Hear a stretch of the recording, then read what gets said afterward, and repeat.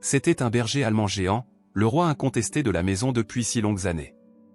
Puis, un nouveau bébé arriva, et sa famille retint son souffle, terrifiée à l'idée qu'il n'accepte pas ce petit rival. Mais ce que fit ce doux géant nommé Rex un après-midi tranquille prouva qu'il n'était pas jaloux. Il était un gardien qui attendait sa véritable vocation. Pendant 6 ans, Rex fut leur unique bébé. Une boule de poils géante à l'âme douce, le centre de leur univers. Lorsque sa mère, Anna, tomba enceinte, une seule question les hanta, et si Rex ne l'aimait pas? Ils étaient rongés par l'anxiété, se préparant au pire en ramenant leur nouveau-né, Samuel, à la maison. Dès qu'ils posèrent le siège auto au sol, Rex accourut. Il n'aboya ni ne grogna. Il approcha simplement son museau du visage de Samuel, humant son odeur. À cet instant, toutes leurs craintes s'évanouirent. Ce n'était pas du rejet. C'était de la reconnaissance. Rex ne regardait pas un rival. Il regardait son nouveau membre de la meute. À partir de ce jour, Rex devint l'ombre de Samuel. Il dormait près de son berceau, se servait de son corps comme d'un oreiller et ne quittait jamais le bébé des yeux. La famille se détendit, croyant leurs soucis terminés.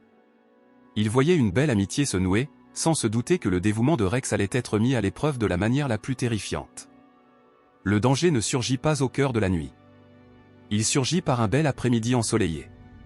Samuel était maintenant un petit garçon, jouant dans le jardin près du grand bassin ornemental de la famille. Anna l'observait par la fenêtre de la cuisine, juste un instant.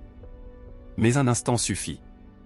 Si vous regardez encore, abonnez-vous, car ce qui suit est le pire cauchemar de tous les parents. Attiré par une feuille flottante, Samuel se dirigea en titubant vers le bord du bassin.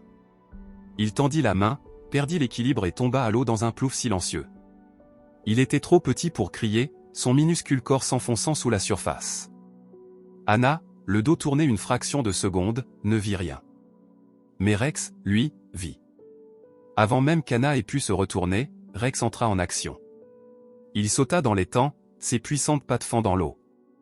Il attrapa le col de la chemise de Samuel entre ses dents et, avec une force instinctive, ramena l'enfant haletant et terrifié jusqu'au bord de l'étang. Il ne le lâcha que lorsque Samuel fut sain et sauf sur l'herbe. Le cri d'Anna la fit accourir.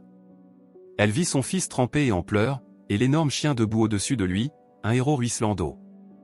Rex n'avait pas été un simple spectateur.